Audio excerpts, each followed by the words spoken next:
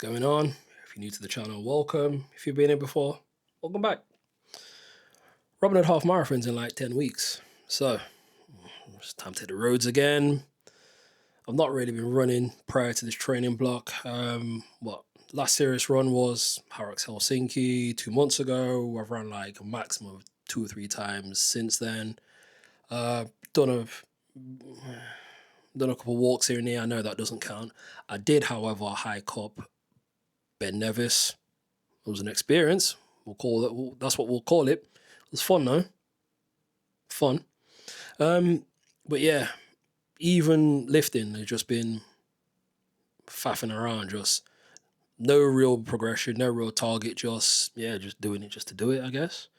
And in that time, I've been kind of thinking about where I'm going to take the culture and what are the targets and do I even like what I'm doing, like all that kind of stuff. I admit it to myself, and I came to the realization that I lift because I want to, but I run because I have to. So to me, there's nothing better than like lifting like heavy ass weights, like training for a period of time, big weight target, go smash that. Yeah, love it. But running is just like, it's a means to an end. Like I run to enable me to remain somewhat healthy so I can keep lifting. And I think coming to that realization has kind of made, you know what I mean? Accepting that has taken a lot of the pressure off. So now I've been trying to, I know an issue I've had is trying to find the enjoyment in running. And now I think I think I'm going to be there. I think I'm there. You know what I mean? I don't feel like as pressured with running, which is ironic because all the events that I've done before and have lined up for the remainder of the year, running's the primary form of transportation. Go figure. Anyway. Speaking on that as well, I have been thinking in that time, I've been thinking about what other stuff can I do? And I have had this weird urge to start swimming. So after this half, I think I'm going to start swimming. I've got a friend who's just been banging on about bike riding and trying to get me to go. But I don't trust myself on the road. I know I'm going to panic when cars are zipping by like 30, 40 miles an hour, whatever. And I don't want any accidents. So I know life begins at the end of your comfort zone. I'm just going to just gradually extend that comfort zone. So yeah, the aim is to become somewhat proficient for me in all 3 of those disciplines while lifting.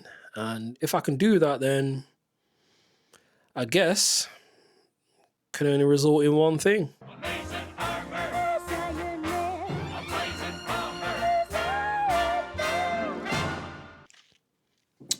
All right, so the target for this half is going to be sub 2 hours. Now, I've tried twice before to run this half marathon, and both times I've been unable to do so because of injury. So I'm hoping that with more focus on lifting and mobility and stretching and whatnot, my body can stay healthy enough for me to not only run it, but finish it. But if I can finish it in sub 2 hours as well, yo, Kipchoge and them better watch out.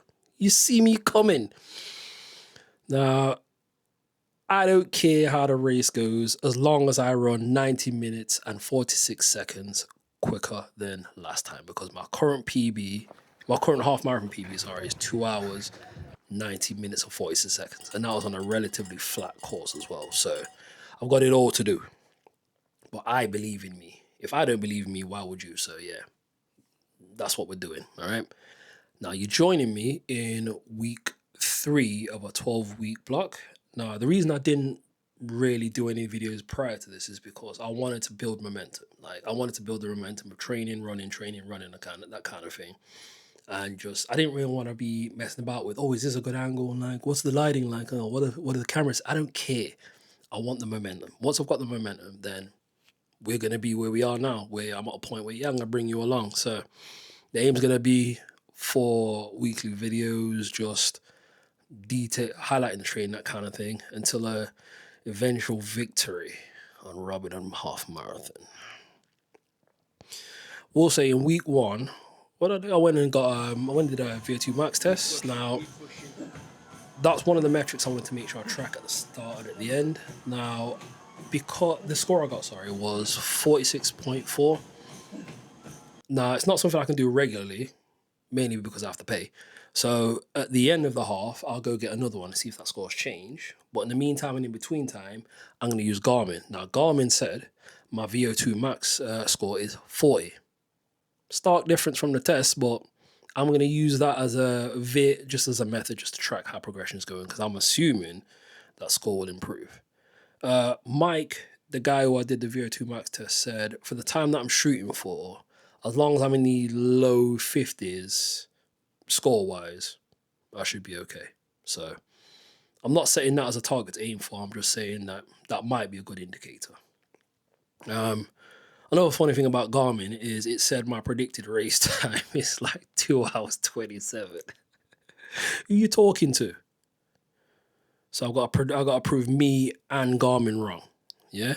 I've got to do this in sub 2 hours. Now, throughout training, I'm going to be continuing to lift. I've changed my split to a PPL shift, push-pull legs, if you didn't know what that was. So I'm only really working legs once a week, but push and pull, you know what I mean, works the upper, and then on the tail of them days, I can make sure I do stretching and mobility. Plus, I'm going IB for next month. So, you know, chest have to be chesting because I'm going to be chest naked on the beach. That's the focus. Like, whether you're getting dad bod or whether you're getting a little bit of shoulder, I don't care. My intention, because it's probably the last time I'm going IB for, chest naked on the beach. So, yeah, PPL. Running wise, it's going to be 2 to 3 lifts, 2-3 runs a week, should I say. The key sessions are going to be tempo and long run, with the third being either an easy run or like either a indoor bike ride, or row, just to, you know what I mean, keep the aerobic base worked, or whatever you want to call it, that kind of thing. So yeah, and also maybe allow my ankles and knees and shins and that kind of stuff, just proper time to recover. So yeah, the minimum standard is hit my tempo and hit my long run in the week. I've got no problem making sure I go to the gym like 3 days a week to lift weights because, as I said, that's what I want to do. But yeah, week 3/1, let's go.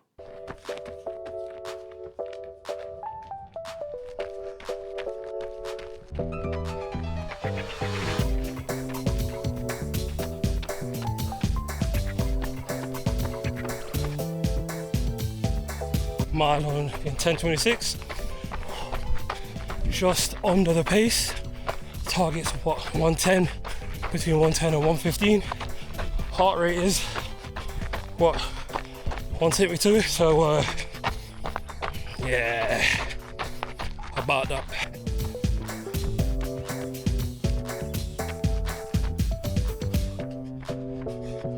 All right, so we're done. 4.22. Target pace was 10:30 to 11:15. Average pace overall was 10:29, so just a second under. Still felt like I was going a little bit too quick. Like, I've caught a bit of weight, and we're in a position now where I was kind of forcing myself to slow down. But then, as you saw, at mile 3, for some reason I just bonked, and yeah, my pace dropped all the way off. Anyway. So look at some more stats. So average heart rate 171. So that puts me firmly in 4 threshold. I did adjust my running HR values based off the VO2 max test. So I guess we're okay with that. It was supposed to be an easy session, but as I said, I was running way too quick. Heart rate's too high. It did feel easy though. And the guy I was talking to when I did the VO2 max test says everybody's HR isn't as standard. So if it felt somewhat easy, because I tried to talk to myself through the run, that should be fine. Body-wise, shins feel okay. My insoles start to feel it a bit at mile 3 and that kind of thing. So I'm going to take it easy, manage that, and then we're lifting tomorrow.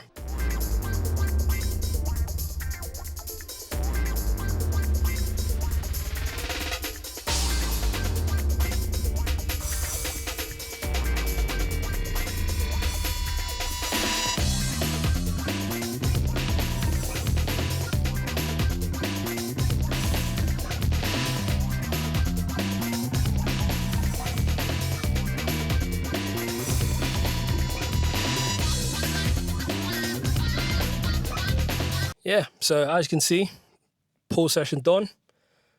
I only got 5 hours sleep last night, but the thing is that annoys me is it didn't take much for me to convince myself to get out of bed, get here, and get the session done. Whereas yesterday, I had like good 7-8 hours of sleep or whatever, and it was a slug to get myself out. I think, I gotta run again. What do you mean you gotta run again, bruv? This is what we're doing. Get it together, please. So yeah, that's something I'm actively working on, just being a bit more present about the fact that I have to run. Like, I don't want to phrase like I have to run, because if I put pressure on myself and say I have to do something, I start finding reasons and excuses to not do said thing.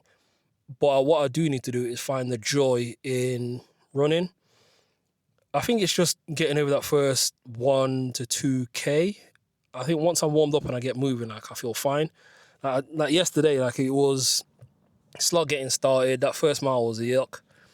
But then after that, I was just cruising for a bit, and it's just, then towards the end, it's just like hanging on to make sure that I do what I need to do. Yeah. So tomorrow's a cross training day.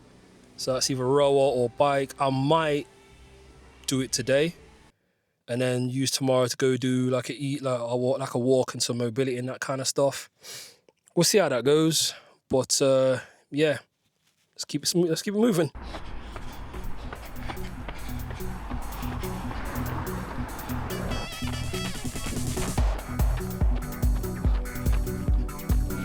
One mile in, 11:02. We're on pace. Shins still haven't warmed up yet. Been struggling to catch my breath, but 7 more to go. I'm sure I'll find it. Onwards.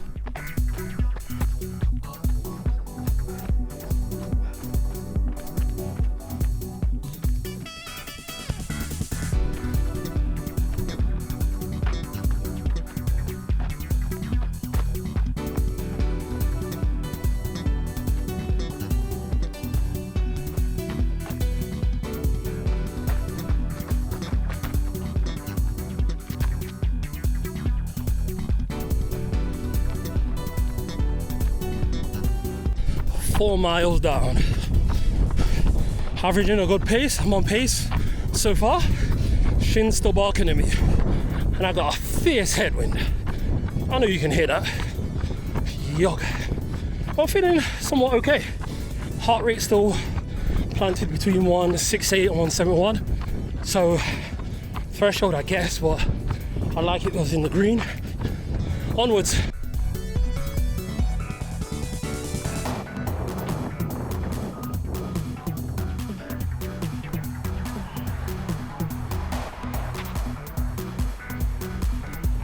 Six miles in, feeling pretty good, to be honest with you.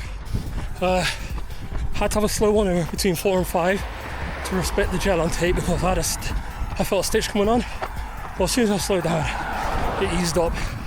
Shin's still barking, but I'm comfortable. Heart rate has stayed low threshold, 168 to 171. I feel good so far, but 6 miles in, this is the work period. So yeah, 2 miles to go. Let's bring it home. Onwards.